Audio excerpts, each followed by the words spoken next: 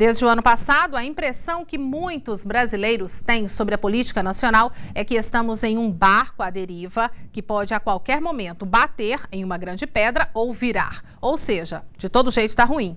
Nas últimas semanas, a situação ficou ainda mais difícil. O repórter Marcos Gouveia traz agora um apanhado de tudo o que estamos vivendo na política aqui no Brasil.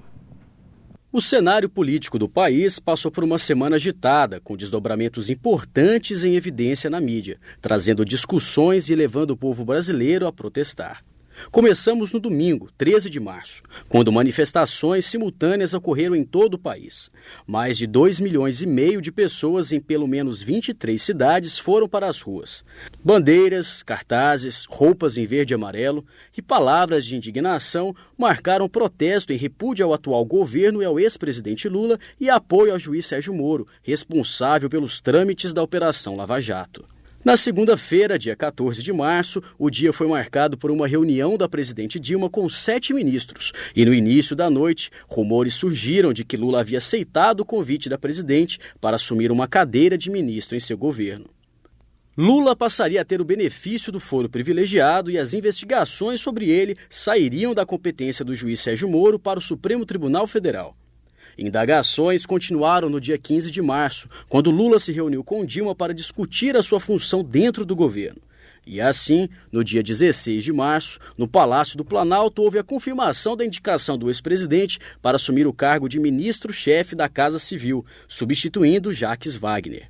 Na parte da tarde surge uma nova polêmica, provocando clamor na opinião pública. O juiz Sérgio Moro retirou o sigilo das interceptações telefônicas do ex-presidente Luiz Inácio Lula da Silva e um diálogo entre ele e a presidente Dilma foi divulgado na imprensa. Alô? Alô? Lula, deixa eu te falar uma coisa. Seguinte, eu tô mandando o Bessia junto com o papel pra gente ter ele e só usa em caso de necessidade, que é o termo de posse. Tá? Tá bom, tá bom.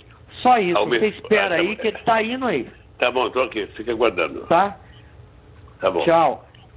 Tchau, querida. Na quinta-feira, dia 17, Lula tomou posse como novo ministro-chefe da Casa Civil. 40 minutos depois da posse, o juiz federal Itagiba Cata Preta Neto, da 4ª Vara do Distrito Federal, através de liminar, suspendeu a posse de Lula, em função de uma ação popular. Da decisão, um recurso foi interposto pelo advogado-geral da União, José Eduardo Cardoso, negando a ocorrência de qualquer tipo de desvio de finalidade ou de poder por parte da presidente Dilma ao nomear Lula para o ministério. A segunda-feira começou e novos desdobramentos são aguardados pela população na cidade, que não está nada satisfeita com a situação política do país. Eu acho que o povo brasileiro, uns tempos para cá, ele acordou bastante nesse sentido de cobrar seus direitos, né? Que é um país que a gente paga tanto imposto, eu acho que a gente tem direito de cobrar sim, entendeu? De cobrar deles o que eles cobram de nós. E para falar sobre essa situação e se tem como saber algum rumo, isso tudo eu vou conversar agora com Marcos Marinho, que é consultor político. Olá, Marcos, boa tarde, tudo bem? Boa tarde, tudo bem? Boa tarde ao público. Marcos, que rumo que a gente vai ter, né? A gente teve uma semana como foi a semana passada, extremamente movimentada e com informações mudando a cada instante. Essa semana a gente pode ter um pouco mais de calma ou só aparentemente?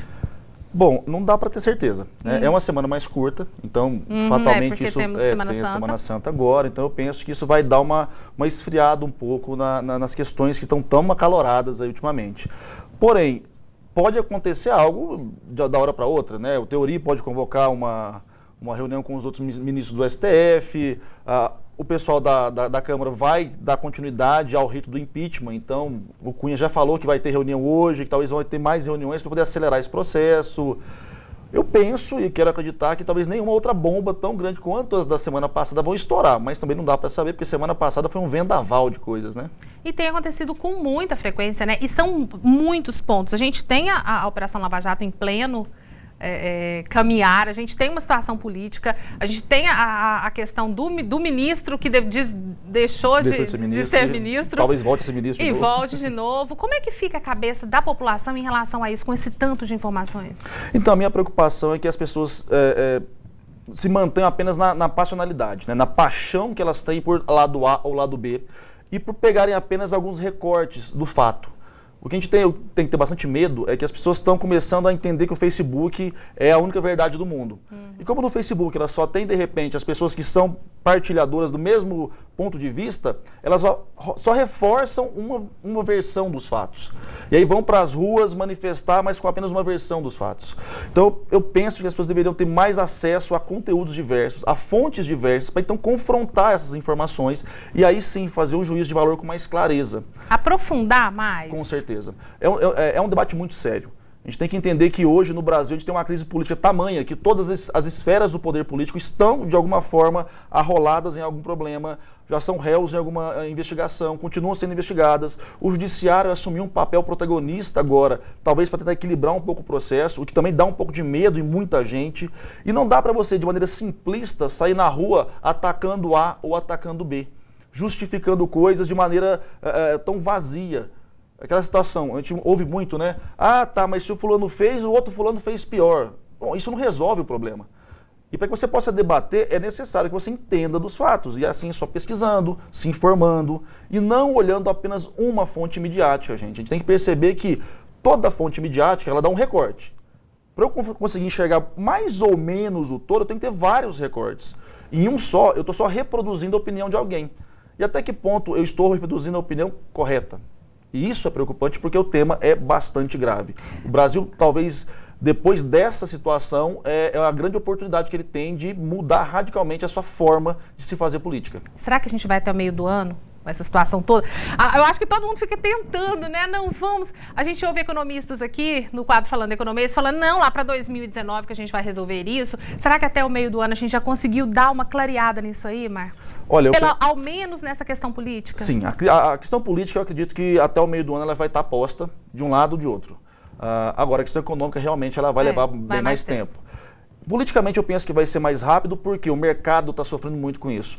E no fim das contas é o mercado que banca todo esse circo político.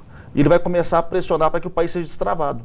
Então eu penso que agora as coisas vão começar a se acelerar um pouco mais. Não penso que culpados e inocentes vão vir às claras tão rapidamente, isso ainda vai protelar um pouco mais, mas alguma decisão vai ser tomada. Eu não acredito que esse governo continue da forma que está até mais do que junho, julho no máximo. Marcos, você, antes da gente começar, você colocou que está morando em Portugal. Isso. Como é que está isso aí? Como é que você lá, acompanhando outras pessoas também, estão vendo, né, o país e toda essa situação? Porque a gente sabe que é tudo interligado, né? Questão economia, internacional, isso aí. Como é que vocês estão vendo de lá isso aí?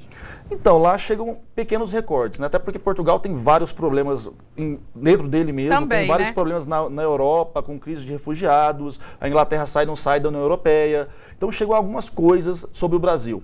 O que é complicado é o que chega sobre o Brasil, chega de uma maneira muito crítica, muito ácida, porque no Brasil acontecem coisas que dificilmente você vê em outra parte do mundo. E muito parcial? Assim... Eu não consigo ver parcialidade da mídia lá, mas eles colocam meio que num tom de galhofa, porque em nenhum outro país do mundo um camarada que é acusado num processo do judiciário assume o ministério. Em nenhum lugar do mundo o cara que é réu na ação do Supremo, ele comanda a Câmara Federal. Então são coisas que para os portugueses e os europeus de modo geral são muito estranhas, né? Fogem completamente do contexto político que está mais acostumado. Não que lá não tenha corrupção, não tenha problemas, tem também. Mas é que no Brasil nós temos muitas jabuticabas, né? O pessoal fala que jabuticaba só dá no Brasil. E a política do Brasil também parece que só acontece aqui. Muito particular? Bastante particular. São coisas que realmente eu não vi ainda em outras democracias. Em relação ao Poder Judiciário, a gente tem observado aí uma ação muito efetiva do Poder Judiciário nos últimos tempos. Qual a sua análise em relação a isso? O que está acontecendo? Está mudando isso aí?